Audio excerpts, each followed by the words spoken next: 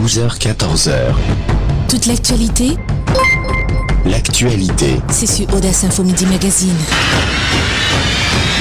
De 12h à 14h. On reste dans le sujet qui fait l'actualité ce jour. On est là en train de parler de la femme, de la veuve, qui est vue sous un autoprisme à travers le monde. Et on parle vraiment de séries de veuvages qui sont toujours en cours dans certaines localités au nord-ouest. On est là à Bamenda au Cameroun. Et là-bas, elles sont la cible principale des frères et sœurs du défunt. Tout y passe dans cet exercice devenu obligatoire à la veuve qui doit s'y soumettre. Fédé Takan avait entendu des choses. Suivons plutôt. De nos jours au Cameroun, la disparition du mari laisse souvent l'épouse dans le désarroi parce qu'elle devient la cible privilégiée de la famille de son défunt mari. Madame Akwanka, veuve. Après le décès de mon mari, j'étais abattue pendant plus de 2-3 ans. Jusqu'à aujourd'hui, je vis encore ça. Ma belle famille, ils n'ont pas compris que j'étais une petite fille avec des enfants et que je devais aussi avoir leur soutien moral. Mais ils se sont formés, je crois, un groupe entre eux pour parler contre moi. Aucune région du Cameroun n'échappe à la pratique des rites du veuvage qui revêt cependant des formes diverses d'une localité à une autre. Marie-Thérèse, veuve originaire de l'Ouest Cameroun. Dès la mort de mon mari, on m'a d'abord déchiré la vie, on m'a mis presque à nu et on m'a donné les conditions à suivre. Et ce n'est pas dans l'assiette que je pouvais manger, c'était dans une calebasse sale cassée. Et je mangeais sans laver les mains. Et à chaque jour, à 4 heures, j'étais déjà debout pour commencer à pleurer quand les gens sont endormis. Et j'ai fait presque 2 semaines couché sur les bambous à terre. Et après ça, il me fallait marcher en route pour montrer que que je suis une veuve, aller m'asseoir au marché. Ce traitement infligé à la veuve émane d'une tradition très ancienne. Ces pratiques odieuses du veuvage, en vigueur dans la majorité des tribus du Cameroun, constituent, selon le promoteur de l'association des veuves du Cameroun, une violence qu'il faut condamner. L'association des veuves est contre ces pratiques qui n'honorent ni les veuves, ni les familles, ni les enfants. Non seulement ça, vous voyez, donc non, ils sont poussés à côté, comme si ce ne sont plus des êtres humains. Deuxième chose, quand même un partenaire meurt, la famille saisit les biens, sans prendre compte des enfants, sans prendre compte que la femme doit être habillée, les enfants doivent aller à l'école, doivent s'habiller et tout ça là. Selon la juriste Bikele Thérèse du tribunal de grande instance de Bamenda, les veuves sont de plus en plus abusées alors que la loi camerounaise la protège. Toujours selon elle, il a été constaté qu'après une décision de justice favorisant la veuve, la famille du défunt continue le combat et pousse ainsi certaines femmes à abandonner, histoire de sauver leur peau et la vie de leurs enfants. Mais comment faire pour éliminer de telles pratiques? Les chefs traditionnels devront donc mettre sur pied un certain nombre de mesures. Écoutons Fonzo Foy. Dans mon village, à Babongo particulièrement, j'ai réduit le jour de deuil de 7 jours à 3 jours. Et aussi, j'ai demandé que les femmes ne soient pas nues quand elles sont en train de faire le deuil de leur mari. Si une femme perd son mari, il ne faut pas qu'on dise que le successeur vient directement hériter la femme sans son consentement. Pour mener à bien ce combat, les veuves ont compris qu'elles ont aussi un grand rôle à jouer. Je dois aussi travailler et je dois aussi lutter contre ce fléau qui mine la société. Professeur Auguin, bonjour.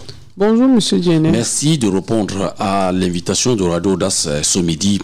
Nous parlons de la journée de la veuve, ou des veuves si vous voulez bien, et avec tout ce que cela comporte, une journée consacrée à elle entièrement. Et aujourd'hui, je voudrais qu'on essaye de voir un peu ces phénomènes que nous avons observés dans certaines sociétés encore au Cameroun. Je voudrais parler ici des rites de veuvage.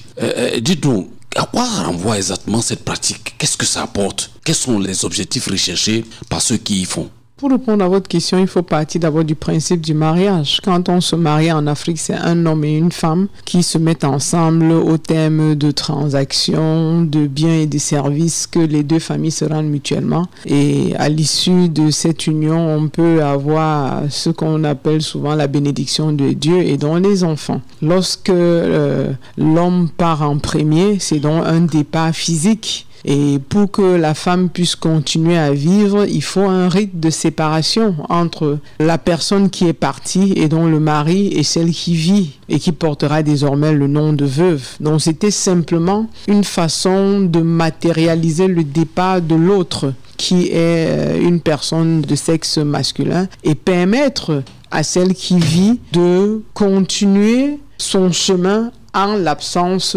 de son défunt partenaire. Et il faut dire que ce veuvage a plusieurs étapes. C'est une affaire de femme. C'est la femme, c'est une autre veuve qui va raser. Je parle un peu du cas de l'Ouest que je connais un peu. C'est une autre veuve qui va raser la nouvelle veuve et elle doit se lamenter tous les matins, histoire de favoriser, on va dire, la traversée de son mari afin qu'il repose de l'autre côté en paix. Mais on observe qu'il y a de plus en plus les abus. Parce que, contrairement à ce que certaines cultures ou certains écrivains ont voulu nous faire croire, lorsque la femme était dans un mariage polygynique ou dans un mariage tout court où elle était simplement avec son mari et qu'il venait que ce dernier décède, l'un des parents mâles de la famille la prenait comme épouse et assumait auprès d'elle le devoir de mari et de père. Et donc, c'est lui qui subvenait au bien, qui subvenait désormais au bien-être de la veuve.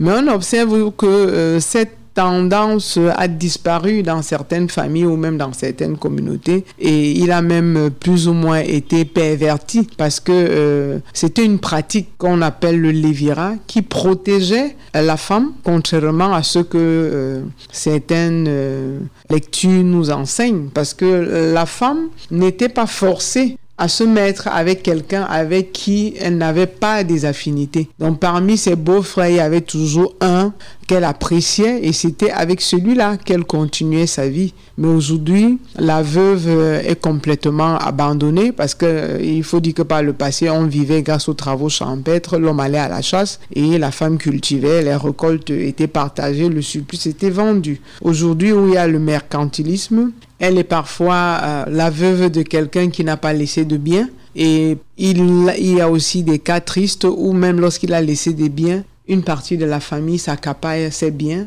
et elle est parfois jetée dans la rue alors qu'elle devrait plutôt être protégée par la famille de son mari. Et c'est une situation qu'on gagnerait à corriger parce que quand on voit, on a un ministère de la promotion de la femme et de la famille, un ministère des affaires sociales. Ces ministères devraient justement comprendre que la société se modernise et que les données ont changé et mettre justement sur pied de programmes qui accompagnent ces femmes veuves, quelle que soit là où elles se trouvent.